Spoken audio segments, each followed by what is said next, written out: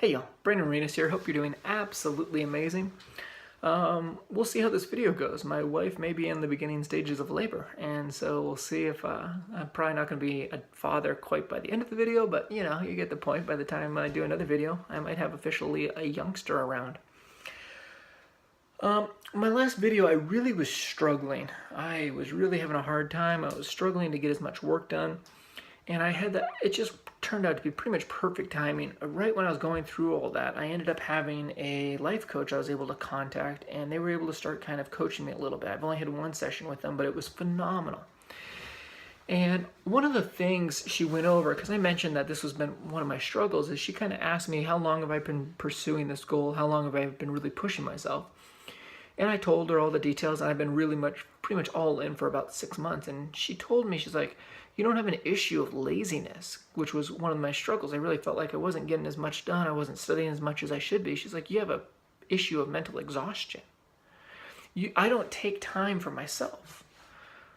I get up, I study for 2 hours, or I try to, and then I work 8 to 12 hours a day, and then I come home and I study some more, and then whatever extra time I would have, I would either spend it with my wife, trying to help her, or trying to just be a husband, trying to, be a good guy, or playing sports or doing something active. That was my life. And she pointed out that you need more time for yourself. You need to actually relax. You need to actually enjoy life, because this is not the way you want to die. This is not the way you want to go. This isn't what you're going to do. If this is what this is not how you create a successful life. We need to create time off for ourselves, time for our life, time for just enjoying, time for just relaxing. And that's not my strong suit. But it was really helpful for me to have someone tell me I'm not being lazy. I'm exhausted. It's not a bad thing to take time for yourself.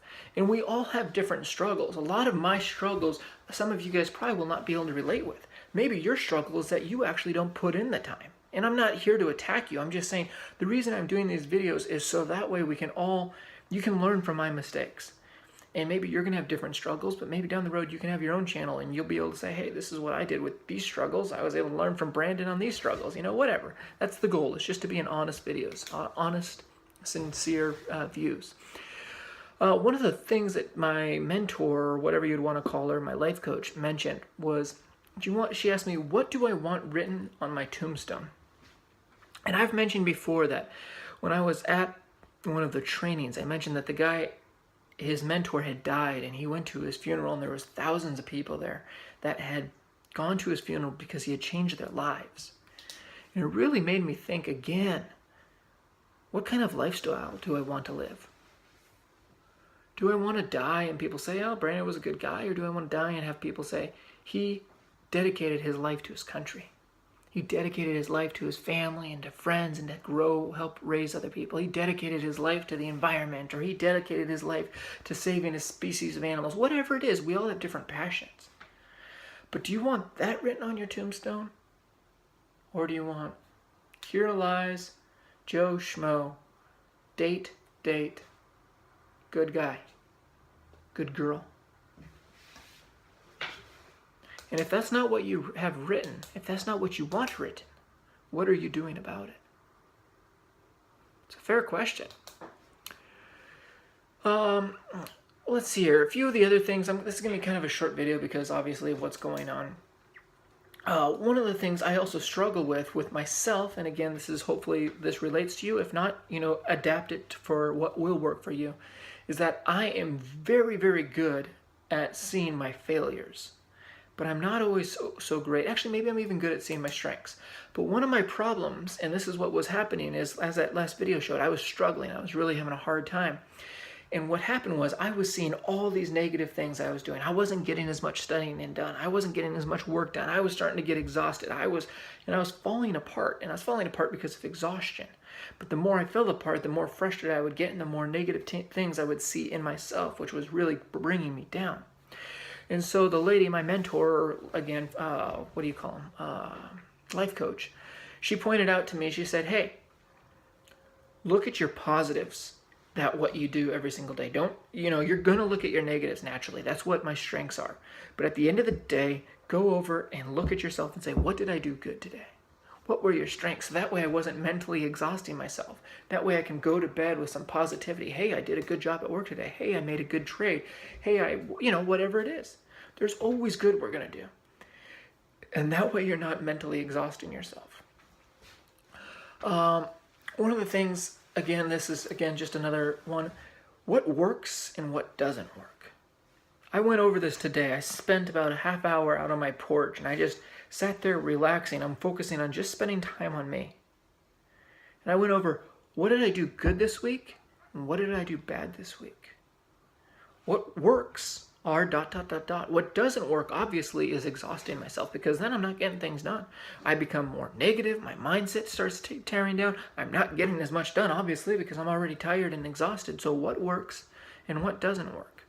Bob Proctor says if you just do that one thing, it can be worth millions of dollars. Businesses have doubled, tripled, quadrupled their amount of money that they make just going off of that. Let's do more of what works and less of what doesn't. That's simple. Ask yourself, sit down, sincerely think about it. Where am I at? And where am I going? Bob Proctor gives an example of if you jump out of a plane and everything's all foggy, maybe you know where you're going, but if you don't know where you're at, you don't know how to get where you're going. You could be right next to it, but if you're going the wrong way, you're going the wrong way. In order for us to get to where we want to go, we have to have a goal. We have to have it written. We have to know it. We have to believe it. Our mind has to be there. And that's what we do with writing things down. That's why we put dates on things. That's why we have affirmations that repeat it over and over and over, so we can be focused on that. So our subconscious is working on how we get there. But most importantly, you can't get there unless you know where you're at. Today was the first time I've written that down. Where am I at? And I just wrote down, I am a student, learning and growing, trying to figure out where I'm at, trying to get to my destination, open-minded. I didn't know how else to answer it.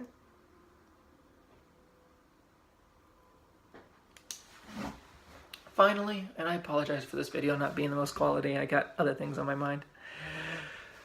How much do I need to make? So I've had this goal of, okay, I want to make $100 million. But I had a friend, he asked me, well, if you want to make, let's say $1 million, how do you do that? How much do you need to make a month? These were all questions I hadn't asked myself. And so what I did today, and this I believe will be, it's a lot more helpful. Just pick a number. So let's say for me, my goal is to be able to make $80,000 to $100,000 this year, and that's about $40,000 to $50,000 more than what I make with my job. So that's a pretty considerable jump. And so what I did is I said, okay, let's write down 100,000, divide it by 12. How much is that a month? Okay, how much do I need to make every month? So obviously I'm probably not going to start that way off next month. But what do I need to make? Okay, I need to make 4,000 extra this month, 8,000 next month, and then what can my trend be, or what is it by the end of the month? I want to be making, let's say, $12,000 every month. Okay, that's my goal. Write the date, write the number, and have your body, have your brain, have your subconscious working towards that goal. Be trying to be open-minded. Oh, hey, I could make this trade. Oh, I could sell this. Oh, I could buy that and flip that.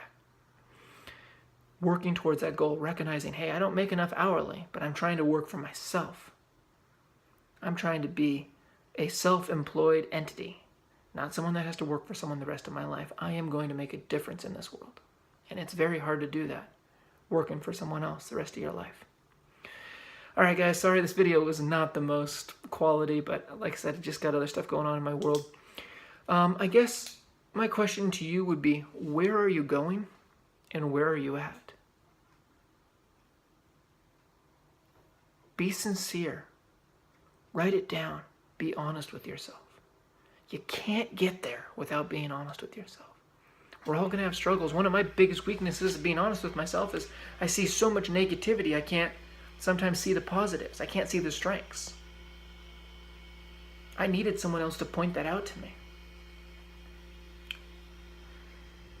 Maybe you can't find a life coach as an official certified life coach, but think about your friends. Think about your family. Who is that person that speaks their mind on topics that you don't, that guy's too blunt, that girl's too honest, whatever.